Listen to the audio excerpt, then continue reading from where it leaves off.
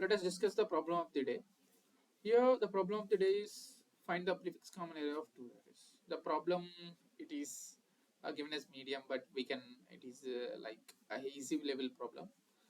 Uh, Here it says that he is giving a two array permutations A and B. We have to find the particular prefix common area of A and B, which states that the C of particular I is equal to the count of numbers that are present at or before the index I in both A and B. And we have to, at the last, we have to return the prefix common area of A and B. Here it is given the what is permutation. It is the sequence of n integers called a permutation if it contains all integers from 1 to n exactly once. Here, briefly, I will explain. It is giving two arrays A and B, and and the particular array C we have to return, which states that at a index I, C of I, the value should be the number of common elements that are present before the particular index in both A and B. Let us see the example 1. Here, the A is given, array is given 1, 3, 2, 4, and the B is given 3, 1, 2, 5. And we have to return a particular prefix common array of A and B. Let us see how to solve this problem. Here, we have to traverse from I equal to 0 to size of A.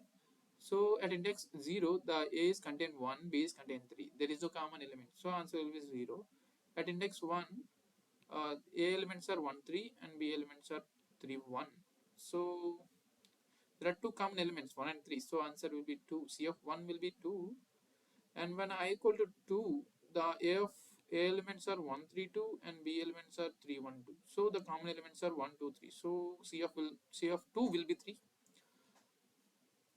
At the last index, we don't need to see, so that as it is a permutation, all elements will be common. So answer will be n. That means 4. Similarly, we can solve the problem example 2. So here, let us go into the constraints. It is given as 50, pretty low, and you can use n cube, n power 4, n power 5 is also acceptable. And it is guaranteed that A and B are the particular permutation of integer. And you can see tags. We can use arrays, hash table, and bit manipulation.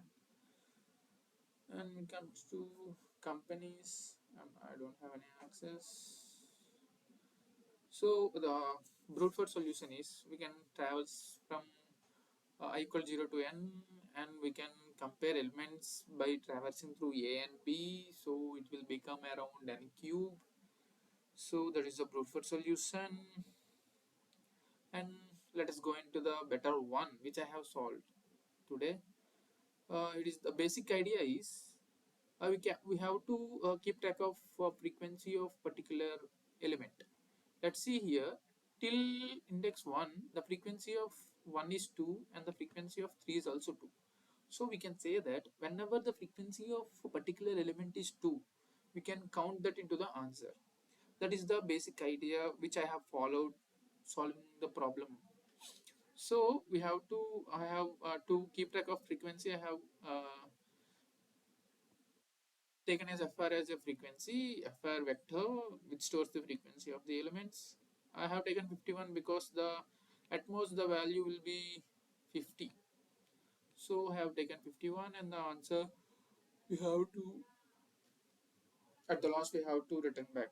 So that we have to traverse from I equal to 0 to size of A, and we have to increase the frequency of A of I and B of I in the frequency vector, fr vector, and we have to, at each index we have to count the how many elements are common. But we can count by using, if the frequency is 2, we can say that the element is taken from both A and B. So we can traverse through frequency, and whenever the value is 2, we can increase the count. At last we can append that count value to the answer vector. At last we can return back, we can return the answer.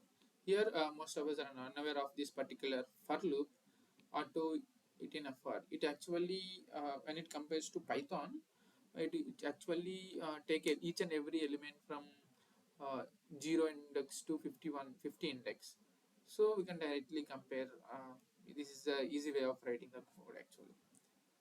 I think the problem is clear, and if there is any better process, you can comment it in the comment section, and I will go through the comments, and I will try to make one more video on this, or else I will explain there it is also as it is feasible or not and all. Thank you. I think it's fine, and I think everyone understood the process. Thank you.